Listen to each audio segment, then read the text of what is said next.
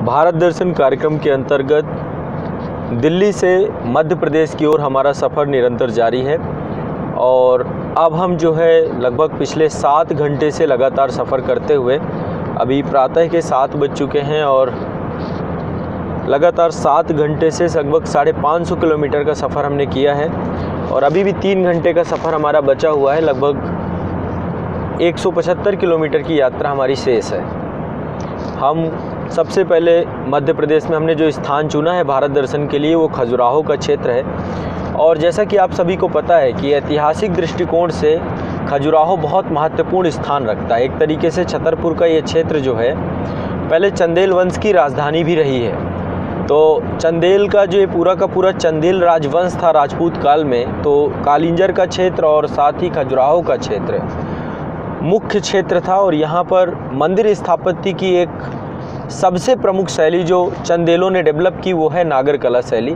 और जैसा कि आपको पता है कि गुप्त काल से ही भारत में मंदिर स्थापत्य देखने को मिलता है और उत्तर से दक्षिण भारत तक में मंदिर की 3 प्रमुख शैलियाँ और अन्य विभिन्न क्षेत्रीय शैलियों का भी स्वरूप देखने को मिलता है। उत्तर भारत में नागर कला शैली है, दक्षिण भारत में द्रविड़ कला शैली है और जो मध्य भारत है उसका समन्वय देखने को मिलता है वेसर कला शैली का, जिसमें नागर और द्रविड़ दोनों के तत्व सम्मिलित हैं। तो आज खजुराहो के क्षेत्र से, चूँकि आपको पता है कि खजुराहो प्रतिनिधित्व करता है हमारे यहाँ पे नागर कला शैली क्षेत्र को और यहाँ पर एक सेकुलर साइट है, कंदरिया महादेव का एक विशाल मंदिर है जिसमें हम नागर कला शैली के सभी स्वरूपों को देखेंगे और आगे चलकर कभी यदि समय तो आएगा ही, जैसा कि आप लोगों से प्रॉमिस है कि मैं आप सभी को द्रविड़ कला शैली को भी दक्षिण भारत में मदुरई मीनाक्षी टेम्पल या मामल्लापुरम से किसी न किसी टॉपिक को वहाँ पर देखेंगे और उसको पढ़ेंगे। तो अभी ये सफ़र हमारा निरंतर चल रहा है। पिछले 7 घंटे से हम लगातार चल ही रहे हैं। प्रयास हमारा ये है कि समय से हम अपनी साइट पे पहुँचे, लोकेशन में पहुँचे और वहाँ से जो हमने आपसे प्रॉमिस किया है, वादा किया है, उस टॉपिक के बारे में संपूर्ण जानकारी आपको सौंपे।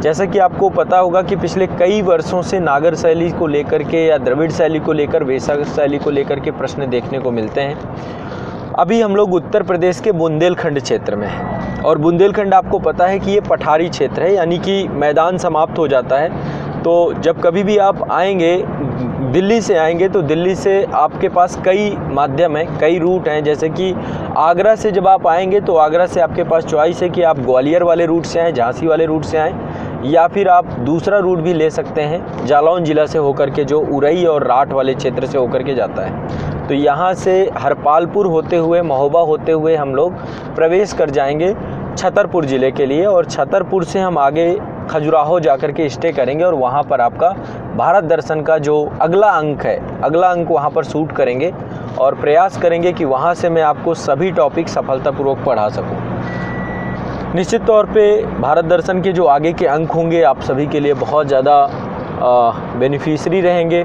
जो भी पाठ्यक्रम से जुड़ी हुई बातें हैं उनको मैं ध्यान में रखूँगा ही, साथ ही पर्यटन का एक अलग ही आपको इम्पोर्टेंस देखने को मिलेगा। और अभी धीरे धीरे अब हम पठार के ऊपर लगातार चढ़ते जा रहे हैं और जैसा कि आपको पता है कि जैसे ही हम मध्य प्रदेश पहुंचेंगे, मध्य प्रदेश लगभग पूर्णतः पठारीय क्षेत्र है ना, लेकिन साथ ही इसमें विंध्याचल और सतपुड़ा का क्षेत्र भी है और भ्रंश घाटी क्षेत्र भी है जिसमें नर्मदा और ताप्ती दोनों बहती हैं। तो अपने आप में देखा जाए तो एक बहुविविधीकरण जो हमें मध्य प्रदेश में देखने को मिलता है शायद ही भारत के किसी भी राज्य में देखने को मिले। कारण ये है क्योंकि एक तो भारत का एक तरीके से मध्य प्रांत है और कई राज्यों की संस्कृति मध्य प्रदेश से छूती है। आप पाएंगे तो मध्य प्रदेश में उत्तर प्रदेश से लेकर के, बिहार से लेकर, झारखंड से लेकर के और इधर गुजरात, राजस्थान और नीचे मध्य प्रदेश से महाराष्ट्र, तेलंगाना, छत्तीसगढ़ जैसे राज्य भी सीमा साझा करते हैं। तो ऐसे में एक बहुविविधीकरण कल्चर जो हमें मध्य प्रदेश में देखने को मिलता है वो संभवतः शायद किसी प्रांत में देखने को मिले। तो यहाँ पर वनस्पतिक तौर पे आप देखेंगे तो आपको हर तरीके की वनस्पतियाँ भी मिल जाएंगी और जैसा कि आपको पता है कि वृक्षावरण और वनावरण में भारत का सबसे अग्रणी राज्य मध्य प्रदेश ही है।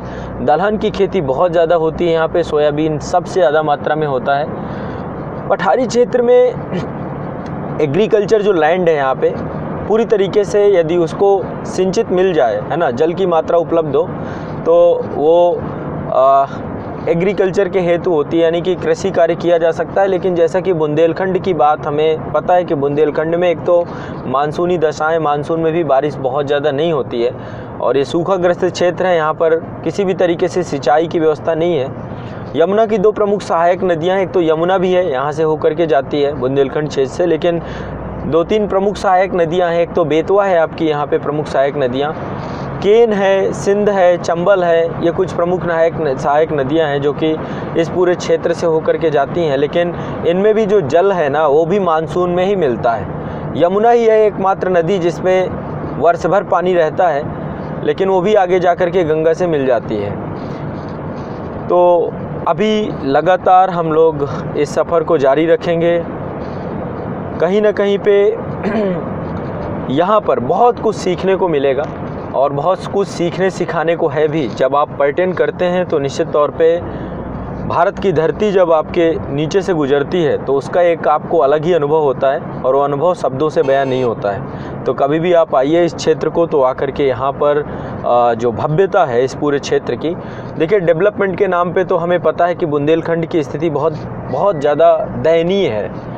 कहीं आप इसकी तुलना करने लग जाएं, मैं तो इसकी तुलना पश्चिमी उत्तर प्रदेश से तो कर ही नहीं सकता हूं। आप यदि कहें तो मैं पूर्वी और अवध प्रदेश से भी नहीं करूंगा। मौजूदा समय में सरकारों के अवहेलना का शिकार हमेशा रहा है बुंदेलखंड और इसीलिए बुंदेलखंड में लगातार एक अलगाववाद की भावना, क्षेत्रीयता की भावना और एक पृथक राज्य की मांग लंबे समय से चली आ रही है। फिर भी सरकारों को कोई फ़र्क नहीं पड़ता है, क्योंकि कहीं ना कहीं पे राजनीतिक प्रतिनिधित्व भी कम है और सबसे महत्वपूर्ण हमारे देश में राजनीतिक प्रतिनिधित्व सबसे महत्वपूर्ण होता है। तो संसदीय सीटें भी यहाँ से बहुत ही कम है। और दूसरा, बुंदेलखंड कुछ मध्य प्रदेश में आता है, इसके कुछ ज़िले हैं और कुछ ज़िले जो हैं उत्तर प्रदेश राज्य में आते हैं। तो इस क्षेत्र में जो किसान हैं, एक तो बहुत छोटे छोटे सीमांत किसान हैं, छोटी छोटी जोतें हैं यहाँ पर, और जो छोटी छोटी जोतें हैं वहाँ पर भी एग्रीकल्चर को लेकर के लैंड जो है ना, बंजर भूमि ज़्यादा है।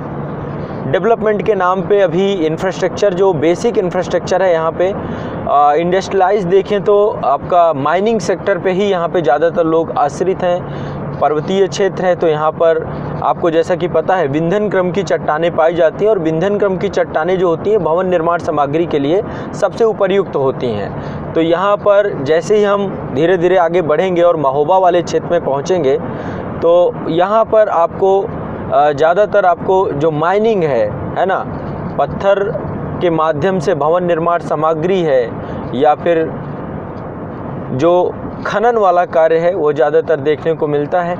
लेकिन एग्रीकल्चर के अभाव में कहीं ना कहीं पे ये क्षेत्र पूरी तरीके से औद्योगिक क्षेत्र से तो रहित है ही, लेकिन साथ साथ प्राथमिक क्षेत्र से भी रहित है।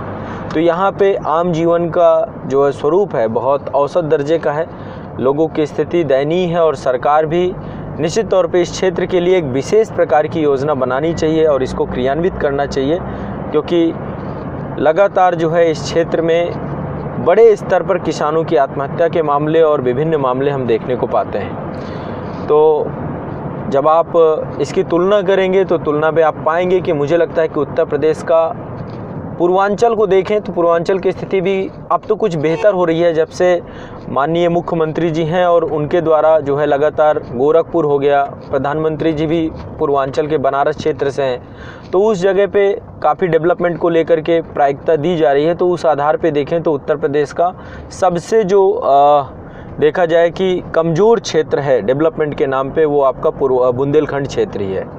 और यही जो है बुंदेलखंड में मेन यही है, राजनीतिक तौर पे पूरी तरीके से इसको पृथक मान लिया गया है और ऐसे में जो है सरकार जो है इस क्षेत्र में बहुत ज़्यादा कुछ कार्य कर नहीं रही है। ठीक है, हाईवे को लेकर के देखें तो स्थिति अभी यहाँ पे ठीक नहीं है, 1 लेन हाईवे ही है, इसमें ट्रैफिक बहुत ज़्यादा रहता है। सड़कों की स्थिति जो बेसिक इंफ्रास्ट्रक्चर के तौर पे होनी चाहिए उत्तर प्रदेश में, इससे बेहतर मध्य प्रदेश में हमें देखने को मिलती है।